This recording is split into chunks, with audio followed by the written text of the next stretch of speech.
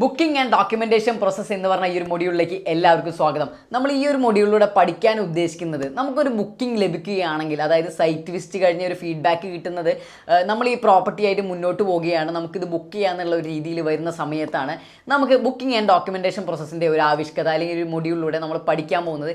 എങ്ങനെയാണ് നമ്മൾ ആ ഒരു ബുക്കിംഗ് എടുക്കുന്നത്, എങ്ങനെയാണ് ഡോക്യുമെൻറ്റേഷൻ പ്രോസസ്സ് പോകുന്നത്, അതാണ് നമ്മൾ ഈ ഒരു മൊഡ്യൂളിലൂടെ പഠിക്കാനായിട്ട് പോകുന്നത്.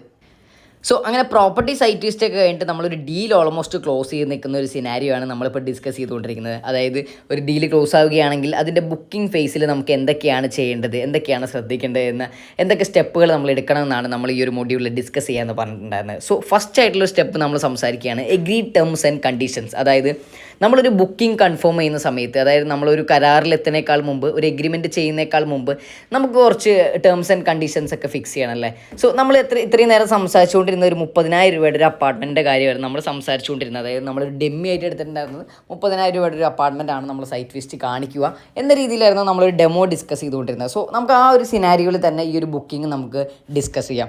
നിങ്ങളൊന്ന് നോക്കൂ, 30,000 രൂപയാണ് ടെനൻറ്റും ഓണറും തമ്മിൽ നമ്മുടെ ഫീഡ്ബാക്ക് ലെവലിൽ നമ്മൾ ടെനൻറ്റും ഓണറും തമ്മിൽ നമ്മൾ ഫിക്സ് ചെയ്ത ഒരു എമൗണ്ട് ആയിട്ട് എടുത്തിട്ടുള്ളത്. അതായത് 30,000 രൂപ മന്ത്ലി റെൻ്റാണ് നമ്മൾ കൺഫേം ചെയ്തിരിക്കുന്നത്.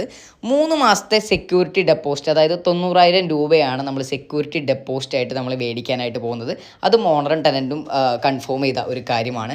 അടുത്ത സ്റ്റേജിലേക്ക് വരുന്ന സമയത്ത് നമ്മൾ 11 മാസത്തെ ഒരു എഗ്രിമെൻ്റ് ആണ് നമ്മൾ ചെയ്യുന്നത്. അതായത് ഒരു വർഷത്തെ എഗ്രിമെൻറ്റ് നോർമലി 11 മാസമാണ് നമ്മളൊരു സ്റ്റാൻഡേർഡായിട്ട് നോർമലി എഗ്രിമെൻ്റ് ഒക്കെ ചെയ്യുന്നത്. അതിൻ്റെ റീസണും ഡീറ്റെയിൽസൊക്കെ ഞാൻ നേരത്തെ പറഞ്ഞ പോലെ ലോയർ നമുക്ക് സംസാരിക്കുന്നുണ്ടാവും. ഒരു വീഡിയോ നമ്മൾ അപ്ലോഡ് ചെയ്യുന്നതാണ് കേട്ടോ. നമുക്ക് തിരിച്ചു വരാം. 11 മാസത്തെ ഒരു എഗ്രിമെൻ്റ് ആണ് ചെയ്യുന്നത്. അപ്പോൾ ഓണർക്കുള്ള ഒരു കണ്ടീഷൻ എന്താണെന്ന് വെച്ചിട്ടുണ്ടെങ്കിൽ 6 മാസമെങ്കിലും മിനിമം നിങ്ങൾ സ്റ്റേ ചെയ്യണം എന്നുള്ളതാണ്. അതായത് 6 മാസത്തെ ഒരു ലോക്കിംഗ് പീരീഡ് എനിക്ക് തരണം. അതാണ് ഓണർ പറഞ്ഞിട്ടുള്ള ഒരു എക്സ്ട്രാ കണ്ടീഷൻ എന്ന് പറഞ്ഞിട്ടുണ്ടെങ്കിൽ. അപ്പോൾ എല്ലാ എഗ്രിമെൻറ്റും ഒരേപോലെ ആയിരിക്കില്ല. പക്ഷേ ഒരു നോർമൽ എഗ്രിമെൻറ്റ് വരുന്ന സമയത്ത് എത്ര രൂപയാണ് നിശ്ചയിച്ച റെൻറ്റ്, എത്ര കാലത്തേക്കാണ് നമ്മൾ ഈ ഒരു എഗ്രിമെൻറ്റ് കൊണ്ടുപോകുന്നത്, എത്രയാണ് നമ്മൾ ഡെപ്പോസിറ്റ് റിസീവ് ചെയ്യുന്നത്, എന്തൊക്കെയാണ് നമ്മൾ ഫേർണിച്ചറായിട്ട് കൊടുക്കുന്നുണ്ടെങ്കിൽ എന്തൊക്കെ ഫർണിച്ചറാണ് പ്രൊവൈഡ് ചെയ്യുന്നത്, ഇങ്ങനത്തെ ബേസിക് ഡീറ്റെയിലുകളാണ് നമ്മളൊരു എഗ്രിമെൻറ്റിൽ എൻ്റർ ചെയ്യുക.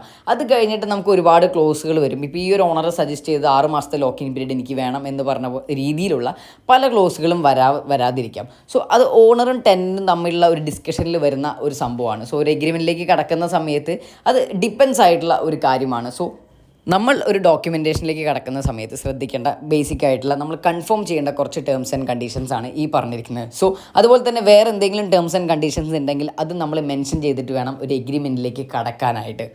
അപ്പോൾ നമ്മളൊരു ടേംസ് ആൻഡ് കണ്ടീഷൻസ് ഒക്കെ എഗ്രി ചെയ്ത് കഴിഞ്ഞിട്ടുണ്ടെങ്കിലും നമ്മൾ പ്രോപ്പർട്ടി റെൻ്റലിനായിട്ടുള്ള ഒരു നോർമൽ ഫോർമാറ്റ് ഉണ്ട്, ഒരു സ്റ്റാൻഡേർഡ് ഫോർമാറ്റ് ഉണ്ട്. ഞാനടക്കമുള്ള റിയൽ എസ്റ്റേറ്റ് ഏജൻസ് ഉപയോഗിക്കുന്ന സ്റ്റാൻഡേർഡ് ഫോർമാറ്റ് 1-2 ഞാനിവിടെ സൈഡിൽ, ഈ വീഡിയോയുടെ സൈഡിൽ ഞാൻ മെൻഷൻ ചെയ്തിട്ടുണ്ട്. അപ്പോൾ ആ ഒരു ഫോർമാറ്റ് ഉപയോഗിച്ചുകൊണ്ട് നിങ്ങളുടെ ബിസിനസ്സിൽ നിങ്ങൾക്ക് സ്റ്റാർട്ട് ചെയ്യുമ്പോൾ അത് ഉപയോഗിക്കാവുന്നതാണ്. വേറെ എന്തെങ്കിലും അഡീഷണൽ ക്ലോസുകൾ ഉണ്ടെന്നുണ്ടെങ്കിൽ നിങ്ങൾക്ക് അതിൽ ആഡ് ചെയ്തുകൊണ്ട് ആ ഒരു എഗ്രിമെൻറ്റ് എക്സിക്യൂട്ട് ചെയ്യാവുന്നതാണ്. ഒരു പ്രോപ്പർട്ടിയുടെ ബുക്കിംഗ് കൺഫേം ചെയ്യുന്ന ഒരു സ്റ്റേജിൽ എഗ്രീഡ് ടേംസ് ആൻഡ് കണ്ടീഷൻസിൻ്റെ ഒരു ഇമ്പോർട്ടൻസ് ആണ് നമ്മളിപ്പോൾ ഇവിടെ ജസ്റ്റ് ഒന്ന് പഠിച്ചു കഴിഞ്ഞത്. നമ്മളൊരു എഗ്രിമെൻറ്റിലേക്ക് എൻ്റർ ചെയ്യുന്നേക്കാൾ മുമ്പ് എല്ലാ ടേംസ് ആൻഡ് കണ്ടീഷൻസ് കൺഫേം ചെയ്തതിന് ശേഷം വേണം ഒരു ബുക്കിംഗ് എമൗണ്ട് ഒക്കെ കളക്ട് ചെയ്യാനായിട്ട്. നമ്മുടെ അടുത്ത ഫേസ് തീർച്ചയായിട്ടും ഒരു ബുക്കിംഗ് എമൗണ്ട് കളക്ട് ചെയ്യുക എന്നുള്ളതാണ്. ബാക്കി ഡോക്യുമെൻറ്റ്സ് കളക്ട് ചെയ്യുക എന്നുള്ളതാണ്. ഈ ഒരു സ്റ്റേജിലേക്ക് വരുന്ന സമയത്ത് അടുത്തൊരു ചോദ്യമായിരിക്കും, എന്തിൻ്റെ അടിസ്ഥാനത്തിലാണ് 5,000 എന്ന് പറഞ്ഞൊരു എമൗണ്ട് ബുക്കിംഗ് എമൗണ്ടായി കളക്ട് ചെയ്യുന്നതെന്നൊരു ചോദ്യം ചിലപ്പോൾ, അല്ലെങ്കിൽ ഒരു തോട്ട് മനസ്സിൽ വന്നേക്കാം. 5,000 എന്ന് പറയുന്ന ഒരു എമൗണ്ട് നമ്മളൊരു ബുക്കിംഗ് കൺഫേം ചെയ്യുമ്പോൾ, അതിപ്പോൾ റിയൽ എസ്റ്റേറ്റ് ബിസിനസ്സിൽ മാത്രമല്ല എല്ലാ ബിസിനസ്സിലും നമ്മളൊരു ബുക്കിംഗ് കൺഫേം ചെയ്യുമ്പോൾ ഒരു അഡ്വാൻസ് എമൗണ്ട് കൊടുക്കുന്ന ഒരു സ്ഥിരം പ്രാക്ടീസാണ്. ആ ഒരു പ്രാക്ടീസ് എന്ന് പറഞ്ഞിട്ടുണ്ടെങ്കിൽ നമ്മളൊരു കൺഫർമേഷൻ ഉറപ്പ് വരുത്താൻ വേണ്ടിയിട്ടാണ് നമ്മൾ ആ രീതിയിലുള്ള ഒരു പ്രാക്ടീസ് ചെയ്യുന്നത്. നമ്മുടെ ഈ ഒരു മാർക്കറ്റിൽ ഏകദേശം 5,000 മുതൽ 10,000, 50,000 അങ്ങനെ മുകളിലോട്ടാണ് ബുക്കിംഗ് എമൗണ്ട് മേടിക്കുന്നത്. ഒരു നോർമൽ ഒരു സ്റ്റാൻഡേർഡ് പ്രൊസീജിയർ ഒരു 5,000 റുപ്പീസ് കളക്ട് ചെയ്യുക എന്നുള്ളതാണ്. അപ്പോൾ ഒരു 5,000 റുപ്പീസ് നേരെ പ്രോപ്പർട്ടി ഓണറുടെ ബാങ്ക് അക്കൗണ്ടിലോട്ട് ട്രാൻസ്ഫർ ചെയ്തുകൊണ്ടാണ് നമ്മൾ ഈ ഒരു ബുക്കിംഗ് കൺഫേം ചെയ്യുന്നത്. അതിനുശേഷം നമ്മൾ കുറച്ച് ഡോക്യുമെൻറ്റ്സ് ഈ ഒരു ടെനൻറ്റിൻ്റെ കയ്യിൽ നിന്ന് നമ്മൾ കളക്ട് ചെയ്യേണ്ടതായിട്ടുണ്ട്. ഒബ്വിയസ്ലി നമ്മൾ ബുക്കിംഗ് എമൗണ്ട് മേടിച്ചുകൊണ്ട് ഈ ഒരു കൺഫർമേഷൻ നടത്തി കഴിഞ്ഞാൽ അടുത്തൊരു സ്റ്റെപ്പ് എന്ന് പറഞ്ഞിട്ടുണ്ടെങ്കിൽ നമ്മൾ എഗ്രിമെൻറ്റ് റെഡിയാക്കുക എന്നുള്ളതാണ്. അതായത് നമ്മളിപ്പോൾ ഈ ഒരു ഡെമ്മി സിനാരിയോ പ്രകാരം നമ്മളിപ്പോൾ പറഞ്ഞത് ജൂൺ 1 തീയതിയാണ് നമ്മുടെ റെൻ്റൽ സ്റ്റാർട്ട് ചെയ്യുന്നത്, നമ്മുടെ ഡേറ്റ് സ്റ്റാർട്ട് ചെയ്യുന്നത്. ഏകദേശം 1 തീയതി തന്നെയായിരിക്കും നമ്മൾ എഗ്രിമെൻറ്റും സൈൻ ചെയ്ത് കീം ഹാൻഡ് ഓവർ ചെയ്യുന്നുണ്ടാവുക. അപ്പോൾ അതിന് മുമ്പായിട്ട് നമുക്കൊരു എഗ്രിമെൻറ്റ് പ്രിപ്പയർ ചെയ്യേണ്ടതായിട്ടുണ്ട്. നേരത്തെ പറഞ്ഞ പോലെ എഗ്രിമെൻറ്റ് നമ്മളവിടെ മെൻഷൻ ചെയ്തിട്ടുണ്ട്. അപ്പോൾ ആ ഒരു എഗ്രിമെൻറ്റ് പ്രിപ്പയർ ചെയ്യുന്നതിൻ്റെ കൂട്ടത്തിൽ നമുക്ക് വേണ്ട കുറച്ച് ഡോക്യുമെൻറ്റ്സ് ഉണ്ട്. അതായത് അതായത് ടെനൻറ്റിൻ്റെ കയ്യിൽ നിന്ന് കളക്ട് ചെയ്ത് ഓണർക്ക് കൊടുക്കേണ്ട കുറച്ച് ഡോക്യുമെൻറ്റ്സ് ഉണ്ട്. ഒന്ന് ആധാറാണ്, അല്ലെങ്കിൽ ഒരു ഗവൺമെൻറ് വാലിഡ് ID ആണ് നമ്മൾ കളക്ട് ചെയ്യേണ്ടത്. അത് നമുക്ക് ഡോക്യുമെൻറ്റേഷനും ആവശ്യമുള്ളൊരു കാര്യമാണ്. പ്ലസ് അത് കഴിഞ്ഞിട്ടുണ്ടെങ്കിൽ അദ്ദേഹം വർക്ക് ചെയ്യുന്ന അല്ലെങ്കിൽ ബിസിനസ് ചെയ്യുന്ന കമ്പനിയുടെ ഒരു രേഖ അല്ലെങ്കിൽ ഒരു എംപ്ലോയ്മെൻറ്റ് ID ആണ് നമുക്ക് വേണ്ടത്.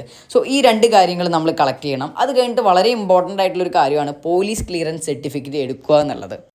ചില കേസസിൽ ടെനൻസിൻ്റെ കയ്യിൽ ഓൾറെഡി പോലീസ് ക്ലിയറൻസ് സർട്ടിഫിക്കറ്റ് ഉണ്ടാവും. ഇനി ഇല്ലാത്ത കേസാണ് എന്നുണ്ടെങ്കിൽ നമ്മൾ തന്നെയാണ് ഒരു പോലീസ് ക്ലിയറൻസ് സർട്ടിഫിക്കറ്റ് എടുക്കേണ്ടത്. അപ്പോൾ ആ ഒരു പോലീസ് ക്ലിയറൻസ് സർട്ടിഫിക്കറ്റ് എടുക്കുന്നതിന് ഒരു പെർട്ടിക്കുലർ കോസ്റ്റ് വരുന്നുണ്ട്. ചെറിയൊരു കോസ്റ്റാണ്, ഒരു 1000 രൂപീസിൻ്റെ താഴെയാണ് അതിനൊരു കോസ്റ്റ് വരുന്നത്.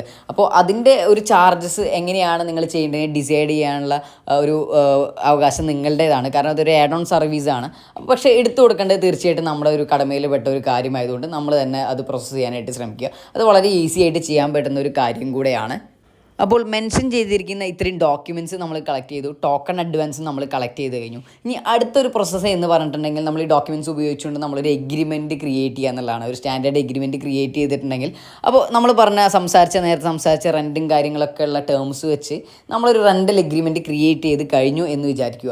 അത് കഴിഞ്ഞിട്ടുണ്ടെങ്കിൽ ഡയറക്റ്റ് നിങ്ങളൊരു അപ്പോൾ തന്നെ അതൊരു പ്രിൻറ്റഡ് ഒറിജിനൽ കോപ്പി ആയിട്ട് എടുക്കാനായിട്ട് നിങ്ങൾക്ക് സാധിക്കില്ല. അതിന് മുമ്പ് ഈ ഒരു എഗ്രിമെൻറ്റ് റെഡി ആയതിനു ശേഷം ഇതിൻ്റെ ഡ്രാഫ്റ്റ് പ്രോപ്പർട്ടി ഓണർക്കും പ്രോപ്പർട്ടി ഒരേ സമയം അയച്ചു കൊടുത്ത് 2 കൂട്ടരുടെയും കൺഫർമേഷൻ എടുത്തതിന് ശേഷം വേണം നിങ്ങളിതൊരു ഒറിജിനൽ സ്റ്റാമ്പ് പേപ്പറിൽ നിങ്ങൾ പ്രിൻ്റ് എടുക്കാൻ വേണ്ടിയിട്ട്.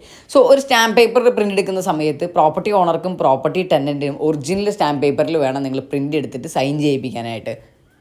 അപ്പോൾ പ്രോപ്പർട്ടി ഓണറുടെയും ടെനൻറ്റിൻ്റെയും കൺഫർമേഷനിൽ നമ്മൾ ഈ ഒരു ഒറിജിനൽ സ്റ്റാമ്പ് പേപ്പർ പ്രിൻ്റ് എടുത്ത് കഴിഞ്ഞിട്ടുണ്ടെങ്കിൽ പിന്നെ നമ്മൾ ഫിക്സ് ചെയ്യുന്ന ഒരു ഡേറ്റിലായിരിക്കും നമ്മൾ ഈ ഒരു എഗ്രിമെൻറ്റ് എക്സിക്യൂട്ട് ചെയ്യുന്നുണ്ടാവുക. സോ അപ്പോൾ നമ്മൾ ഈ ഒരു മൊഡ്യൂളിൽ നോക്കിയത് ബുക്കിങ്ങിൻ്റെ ഒരു പോയിന്റിൽ എങ്ങനെയൊക്കെയാണ് നമ്മൾ ഓപ്പറേറ്റ് ചെയ്യേണ്ടത്, അതിൻ്റെ ഒരു ചെറിയൊരു ഫ്രെയിം വർക്കാണ് നമ്മൾ നോക്കിയിട്ടുള്ളത്. ഇത് വളരെ ചെറിയൊരു ഫ്രെയിം വർക്കാണ്. ഇത്രയും വലിയൊരു വീഡിയോയിൽ കാണുമ്പോൾ വലുതായി കാണുന്ന പോലെ ഒന്നും വിചാരിക്കേണ്ട കാര്യമില്ല. ചെറിയൊരു ഫ്രെയിം വർക്കാണ്. അതായത് ഇത്രയേ ഉള്ളൂ, ഒരു പ്രോപ്പർട്ടി നമ്മൾ ഒരു ബുക്കിങ്ങിലേക്ക് വരുന്ന സമയത്ത് മ്യൂച്വൽ ആയിട്ടുള്ള കുറച്ച് ടേംസ് നമ്മൾ എഗ്രി ചെയ്യുന്നു, ചെറിയൊരു ടോക്കൺ എമൗണ്ട് നമ്മൾ മേടിക്കുന്നു. അത് കഴിഞ്ഞിട്ടുണ്ടെങ്കിൽ നമ്മൾ ടെനൻ്റെ കയ്യിൽ നിന്ന് നമ്മൾ ഡോക്യുമെൻറ്റ്സ് മേടിക്കുന്നു.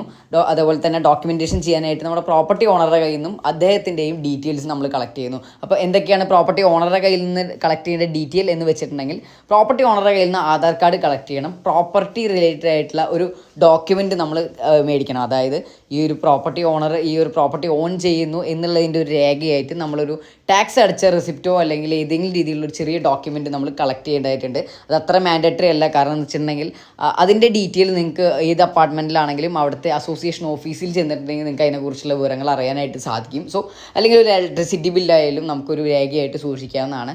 അപ്പോൾ അത്തരത്തിൽ നമ്മൾ ഒരു ഡോക്യുമെൻറ്റ് കളക്ട് ചെയ്ത് വെക്കുന്നത് വളരെ നല്ലതാണ്, അനിവാര്യമാണ്. ഇപ്പോൾ നിങ്ങളൊരു പ്രോപ്പർട്ടി ഓൺ ബോർഡ് ചെയ്യുന്ന സമയത്ത് നിങ്ങൾക്ക് അതിൻ്റെ ഓണർഷിപ്പിനെ കുറിച്ച് ജസ്റ്റ് അതിൻ്റെ അസോസിയേഷൻ ഓഫീസിൽ ചെന്നൊന്ന് അന്വേഷിച്ചിട്ടുണ്ടെങ്കിൽ നിങ്ങൾക്ക് അത് അറിയാനായിട്ടും സാധിക്കും. സോ ഈ ഒരു രീതിയിലാണ് നമ്മളൊരു ബുക്കിംഗ് പ്രോസസ്സ് നമ്മൾ കൊണ്ടുപോകേണ്ടത്. സോ അടുത്തതെന്ന് പറഞ്ഞിട്ടുണ്ടെങ്കിൽ നമ്മൾ ഇനി ഇതിൻ്റെ ഒരു ക്ലോസിങ്ങും കീ ഹാൻഡ് ഓവറും കാര്യങ്ങളാണ് നമ്മൾ ഇനി അടുത്ത സെഷനുകളിൽ പറയാനായിട്ട് പോകുന്നത്. സോ ഇതുവരെയുള്ള കാര്യങ്ങൾ അത്യാവശ്യം എല്ലാം ക്ലിയർ ആണെന്ന് ഞാൻ വിശ്വസിക്കുന്നു. ചെറിയൊരു ഫ്രെയിം വർക്കാണ്, കോംപ്ലിക്കേറ്റഡ് ആക്കരുത്.